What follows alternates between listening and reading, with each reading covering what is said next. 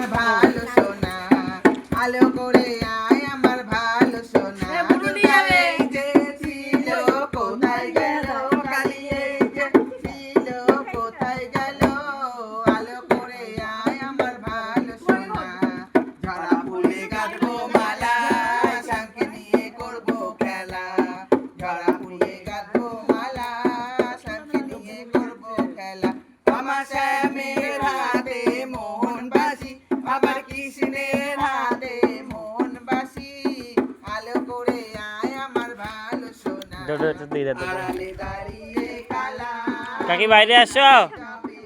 কাকি বাইরে আসো